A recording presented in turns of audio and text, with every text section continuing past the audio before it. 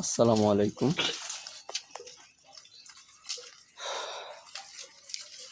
ছাগলের খামার থেকে প্রফিট আশা করলে মূলত ধৈর্য ধরতে হয়। ছাগল পালনের ক্ষেত্রে ধৈর্য খুবই প্রয়োজন। ধৈর্য হারা হলে এই সেক্টর থেকে কিছু আশা করা যাবে না। মূলত ছাগল পালন করলে 2 দাঁতের ছাগল দিয়ে খামার শুরু করা খুবই ভালো।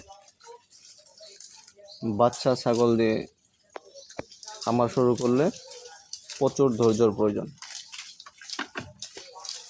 অনেক ধৈর্য রাখতে হবে, কারণ বাচ্চা ছাগল 6 থেকে 7 মাস নিজে পালন করে তারপরে সেটা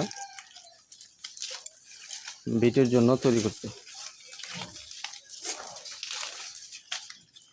আপনারা যারা ছাগল পালন করেন তারা অবশ্যই জানেন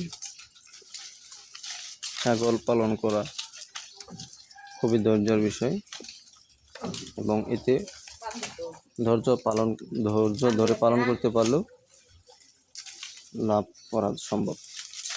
সকলেই আমার জন্য দোয়া করবেন।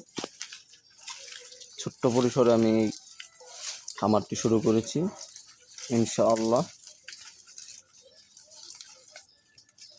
আল্লাহ রহমত করলে আমি এখান থেকে কিছু আশা করতে পারি। সকলে ভালো থাকবেন এবং আমার জন্য দোয়া করবেন।